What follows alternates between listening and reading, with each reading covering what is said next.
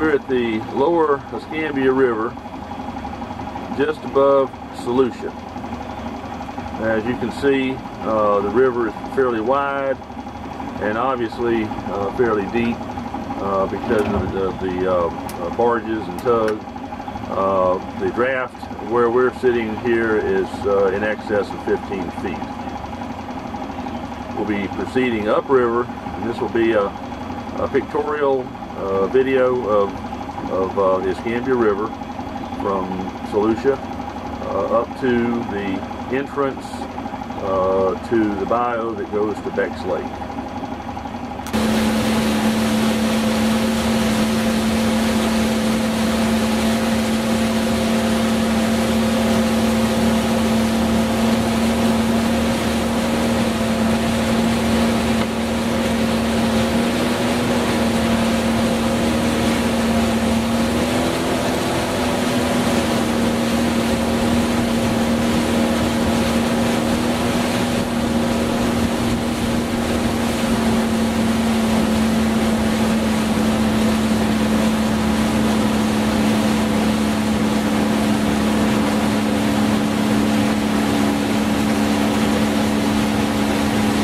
The property on the left-hand side belongs to Solutia Corporation, and the property on the right-hand side belongs to the Northwest Florida Water Management District.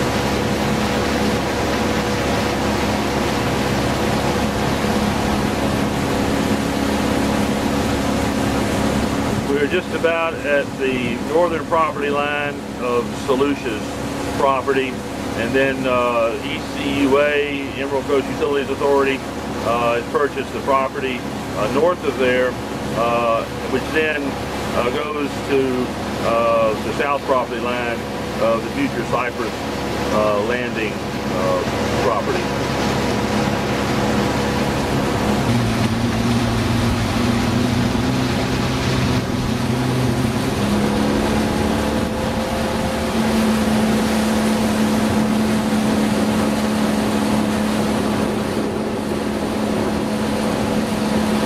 Just checked depths in the bend, and it was at least 10 foot or more, favoring the bend side.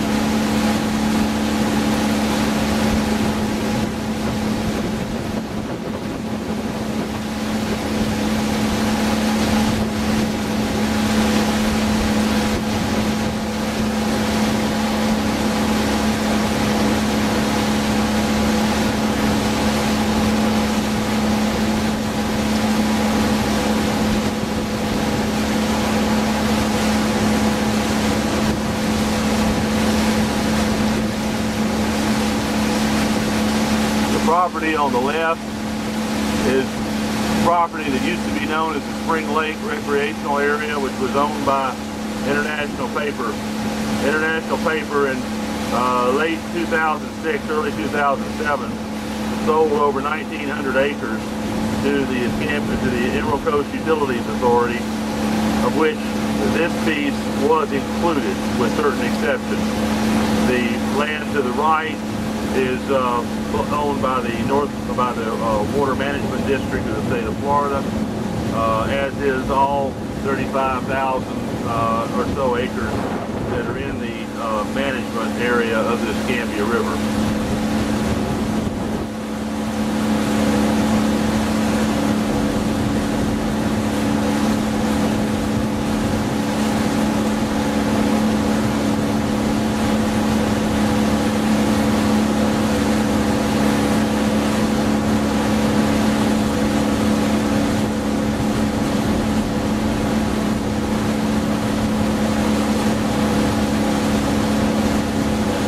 Going upriver. When we turn, we'll be turning into the waterway that goes into Becks Lake. However, if you went upriver, less than a mile north is the White River, which is a tributary of the Escambia River, and winds its way on down, finally emptying into Escambia Bay.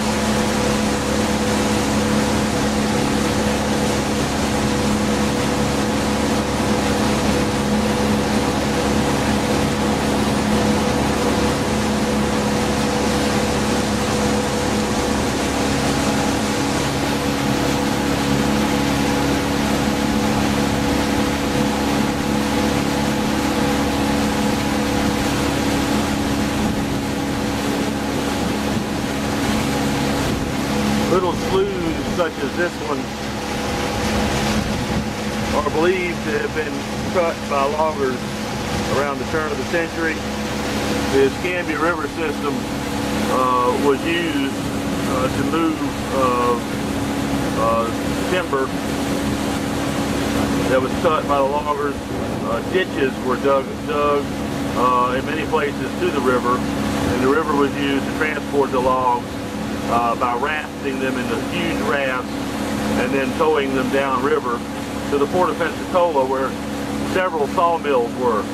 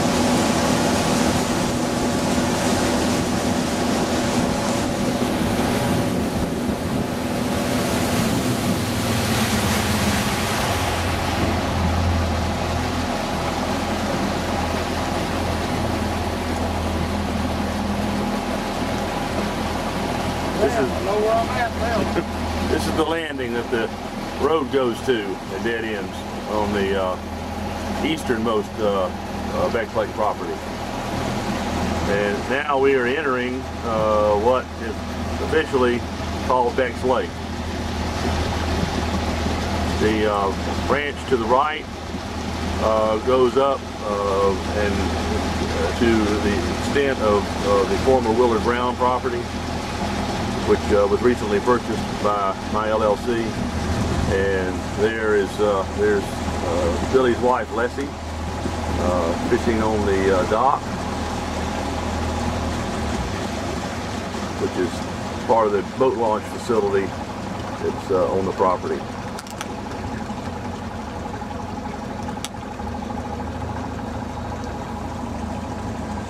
We're looking south now, and this is the southern portion of Becks Lake, which turns into Big Rock Creek. It is a still water area and does not receive currents from the Escambia River, as does its northern counterpart.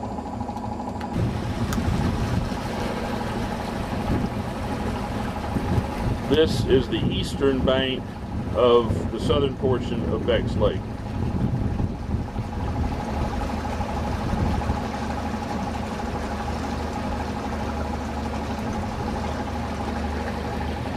Now we're looking at the western bank.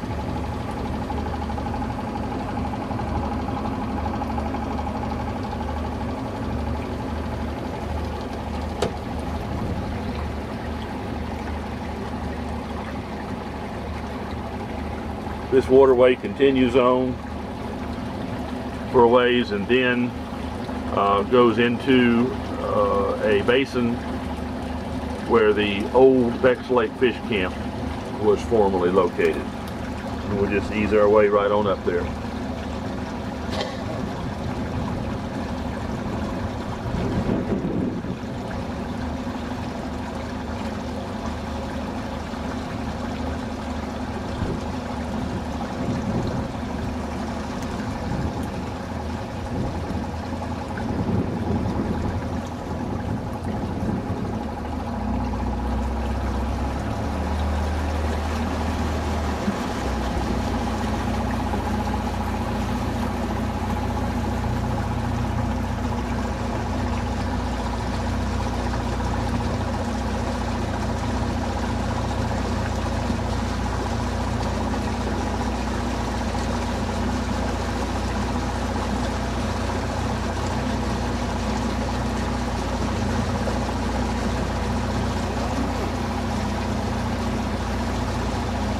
All a big bass. Need to chase him back to Tallassee.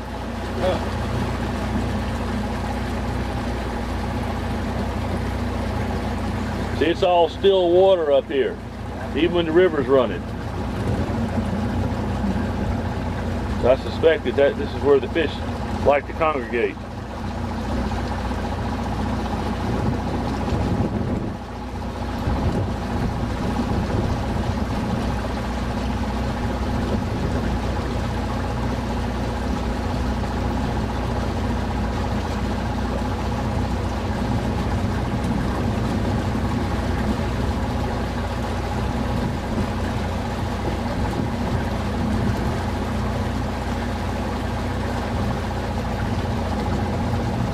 We just don't get any prettier in this, Billy. Nope. This reminds me of something that stood out on the keys.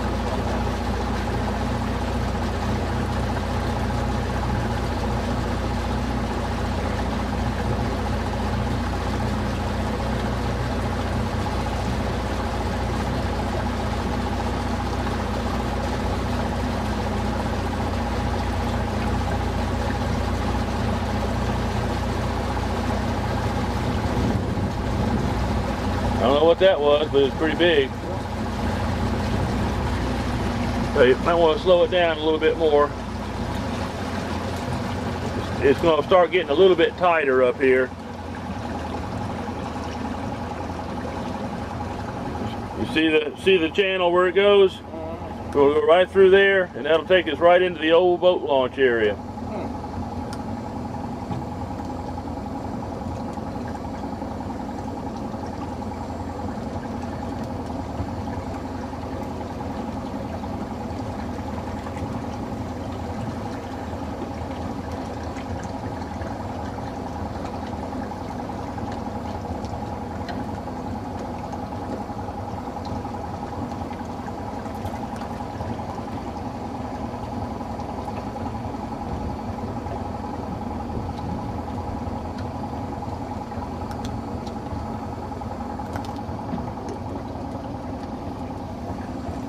We'll check the water depth when we go back out, but when it was up about 2-3 feet last week, the 7-foot kayak paddle wouldn't touch bottom. Didn't go over. Yep. There's a few trees down by Hurricane Ivan that are still in the water.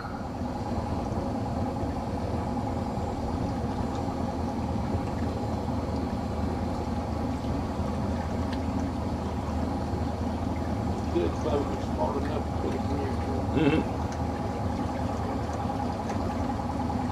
Yeah.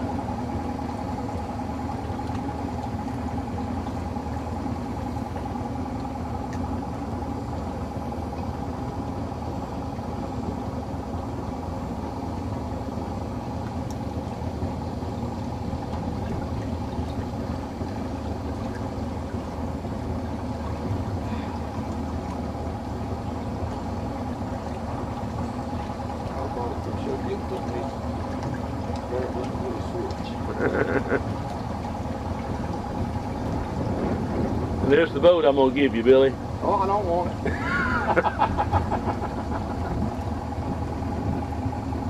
That's where the snake that ain't let you run out. All right.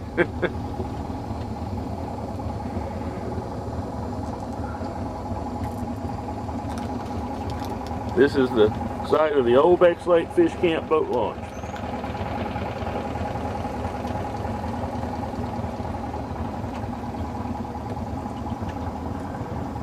In the mouth of Big Rock Creek, which would be straight ahead as we're going.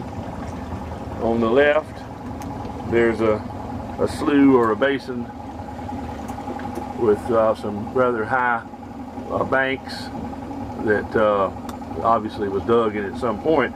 My theory is that this area was extensively used for logging, and some of these canals were artificially created back in the turn of the century, turn of the 19th century, early 20th century. Once again, we're back at the exit of Becks Lake, which is the waterway we're looking at now, which winds its way on down to Escambia River. And now we're proceeding to go north, the north arm of Becks Lake. The property to the left is the property now owned by North Becks Lake LLC, and previously the Willard Brown property. It's the property that the boat launch is on, which is just a few hundred feet behind us. And the property to the right is owned by the state of Florida and is part of the Water Management District. We've been told that this arm at one time was opened to the Escambia River, and what we do know now is that when the river is high, there is a very strong current flow which then exits the exit that we just saw. The lower portion stays pool water and does not have a current. Today, which is the latter part of April, the river is down. It was up last week, and there was a current running through this channel. Today, the river is at basically a normal level, and there is not a current. The water has to rise a certain level in the river to go over some of the other areas to the north to enter this northern arm of what used to be known as Becks Lake, still known as Becks Lake, but it's not a lake. I suspect that, as I mentioned before about the logging, that at one time this was probably some sort of a lake in the swamp, and wetlands, and loggers dug a channel to pull logs so they could raft them up and move them downriver to the sawmills. So the channel that we came up to come into Becks Lake more than likely is a man-made or partially man-made channel from the early 1900s or late 19th century. This channel goes quite a ways north, following the property line of North Becks Lake LLC, well over 1,000 feet in distance.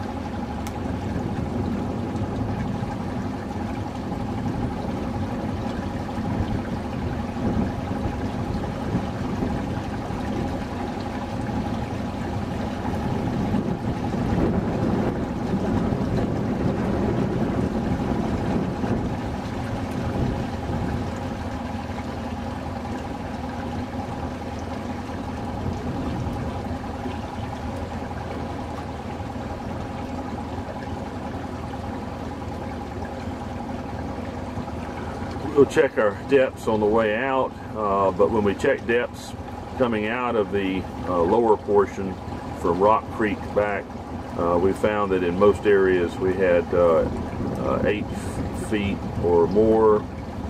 In the basin, what used to be the old fish camp was over 6 feet. And the area that we're hopeful we can put the concrete boat is around 7 to 8 feet.